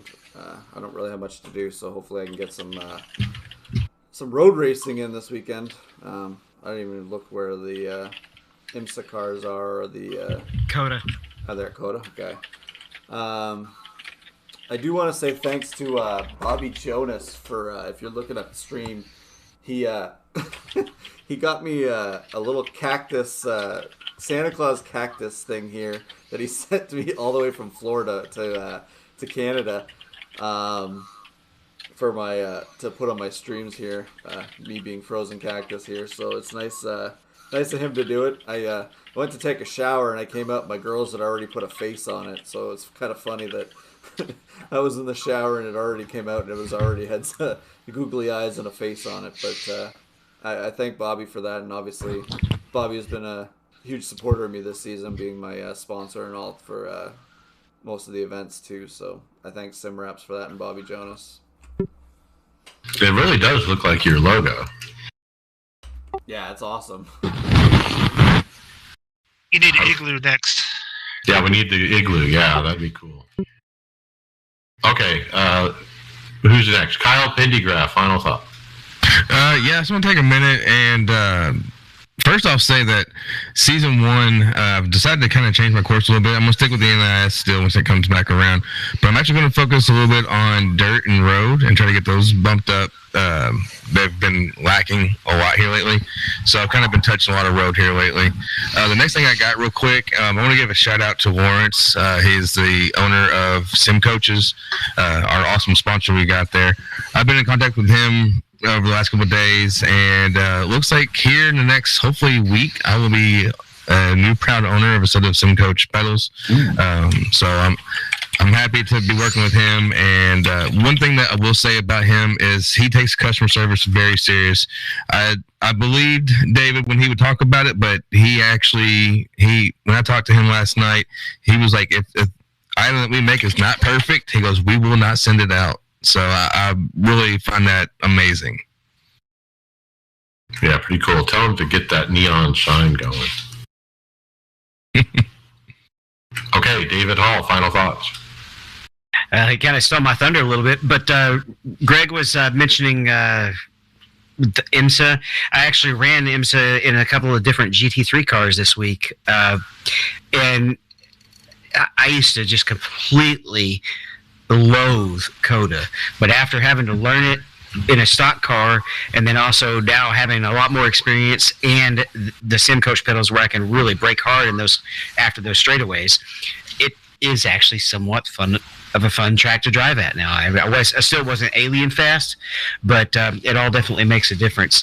The investigation into my USB issues are still going, but I've got Tony's motherboard and CPU here, and we'll be putting those in Saturday once my new coolant paste comes in, so that I can, because I'll need new coolant paste when I put the CPU cooler transfer it over. So got all that going, and we'll find out hopefully by Sunday, can I eliminate this tracking problem or not? Or will you be buying a new headset? Yeah, if it happens on a different motherboard, it's got to be the headset at that point. Okay, and then Greg West, thank you so much for coming on the show and sticking with us for the whole thing. And what are your final thoughts? Well, thanks for having me. I've listened for a long time, not every episode, but a lot of them. Yeah, I just appreciate that you guys are out there racing, not just the NIS stuff, but trying all the new stuff as well. And anybody that's listening, don't be afraid to go back and try maybe some stuff that you tried in the past and have gotten away from. We have gone through in the last 18 months, and I think we've touched every piece of vehicle content on the service. We got away from saying, the version number on tires, because the tires are built specifically for each car that they go on. And there's a lot of really cool stuff out there, and you might be surprised to find what you like. So yeah, give stuff a shot, and thanks for having me on, and looking forward to seeing people out on the track. Well, thanks for coming. I mean, you got a dream job at a dream company that we obviously enjoy talking about all the time, and so happy to have you on the show, Craig. My final thoughts, the butt kicker. Man, I had it plugged directly into the sim, but the main volume of my sim was also affecting the butt kicker volume. And so I run speakers, and I can't run them very loud, so it kept the butt kicker pretty soft, and I didn't realize I really had a problem. So my team coached me, and I needed a USB sound card. So I ordered that for $9 from Amazon, free shipping. Plug that in, and now the butt kicker is independent of the main volume, and I can run it separately, and boy, it has made a difference. I mean, if you do not own a butt kicker, you get one. Trust me. And that's all I'm going to say on it, because it's a game changer. It just makes the whole rig come alive, because before the butt kicker, I have like the loud volume. I got a nice stationary cockpit. But when you put that butt kicker vibration into the whole thing, it's just a whole nother level. Yeah, they're one of the least expensive ways to get more immersion out of your sim than just about anything for the price. Agreed. Do I need two? I don't know if I need two. I feel pretty content with one. I'm set up for two, so we'll see how it goes. But at this point, I just need to recover from all the money I've spent. Quick question for you, though, Mike. Yeah. Did you ever get your SimHub settings set up correctly? I did. I think I dialed them in. There's so many different options that you can direct to the butt kicker. And I had to turn off a lot of those, because it was just, with everything turned on, it just became noise. Everything was conflicting with each other. Right. Too much is not good. Right. Everything drowns out, and you don't get the effects that help you race better. That's the key. It's like force feedback. You don't want too much. Yeah, so I turned off a bunch of stuff, and it made a huge difference. So that was another key. Hey, Mike, just before you end it here too, you speaking of spending money there, I kind of went down a rabbit hole last night looking at a new cockpit. I was kind of looking through a whole bunch of different companies, so that might be something for 2022 coming along for me. I mean, you got to look at the Track Racer T120 that we talked about. That's not out yet. Man, that thing's a beauty. Yeah, and then other final thoughts. Yeah, get your butt kicker. I'm saving up. I'm already thinking about the next project, trying to coerce one of my team members to buy a new Formula wheel so they can sell me their old one, because I can't afford the one I want, which is going to be the Fanatec Bentley wheel, which still isn't released. But I'm kind of set on the Fanatec Bentley, and I think when they release it, I'm going to buy it. And with that, we'll see you on the track. Later.